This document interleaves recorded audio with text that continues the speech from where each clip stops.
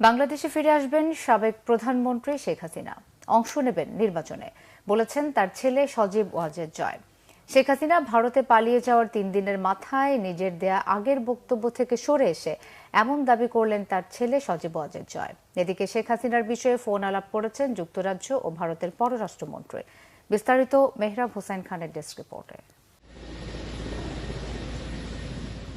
ছাত্র জনতার বিক্ষোভের মুখে গত 5 আগস্ট ভারতে পালিয়ে যান শেখ হাসিনা। এরপর সামাজিক মাধ্যমে ভিডিও পোস্ট করে আর বিভিন্ন গণমাধ্যমে সাক্ষাৎকার দিয়ে তার ছেলে সজীব ওয়াজেদ জয় বলেছিলেন তার মা আর বাংলাদেশে যাবেন না, রাজনীতি করবেন না, এমনকি শেখ মুজিবের 2 কন্যার সন্তানদেরও আওয়ামী লীগের হাল ধরার সম্ভাবনা নেই।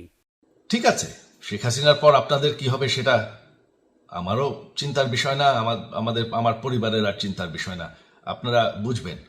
এরপর প্রতিদিন জয় কোনো না কোনো সংবাদ মাধ্যমে শেখ হাসিনার, নিজের, দলের আর বাংলাদেশের জনগণের ভবিষ্যৎ নিয়ে কথা বলেছেন।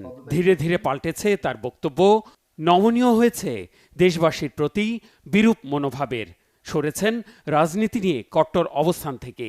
বৃহস্পতিবার ভারতের গণমাধ্যম টাইমস অব ইন্ডিয়ায় দেয়া সাক্ষাৎকারে বলেছেন, অন্তর্বর্তী সরকার নির্বাচনের প্রস্তুতি নিলে, বাংলাদেশে গণতন্ত্র প্রতিষ্ঠিত হলে দেশে যাবেন শেখ হাসিনা। দল ও কর্মীদের অস্তিত্ব রক্ষার স্বার্থে বাংলাদেশের রাজনীতিতে সক্রিয় হওয়ার বার্তাও দিয়েছেন জয়।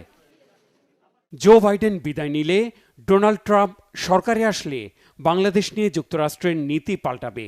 যুক্তরাষ্ট্রের ওয়াশিংটন ডিসির বাসভবন থেকে দেয়া সাক্ষাৎকারে এমনটাই দাবি করেছেন জয়। বলেন, অন্য কোনো দেশে আশ্রয়ের কোনো পরিকল্পনা নেই শেখ হাসিনার।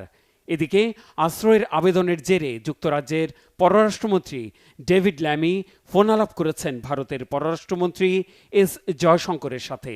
এটি নিজের সামাজিক মাধ্যমে জানিয়েছেন ভারতের পররাষ্ট্রমন্ত্রী। ভারতের পররাষ্ট্র মন্ত্রণালয়ের বৃহস্পতিবারের ব্রিফিংয়েও উঠে আসে এই বিষয়টি। শেখ হাসিনার পরিকল্পনা কি সে বিষয়ে আমাদের কাছে কোনো খবর নেই। তিনি কি করবেন তাকে ঠিক করতে হবে। তার পরিকল্পনার বিষয়ে আমার মন্তব্য করা ঠিক হবে না। ওই সংবাদ সম্মেলনে জানানো হয়, শেখ হাসিনা এবং বাংলাদেশের উন্নয়নের বিষয়ে আলোচনা হয়েছে। এর বাইরে শেখ হাসিনাকে নিয়ে 2 পররাষ্ট্রমন্ত্রীর ফোনালাপের বিষয়ে বিস্তারিত কিছু জানানো হয়নি। Mehrab Hossain Khan, Bangla vision, news desk.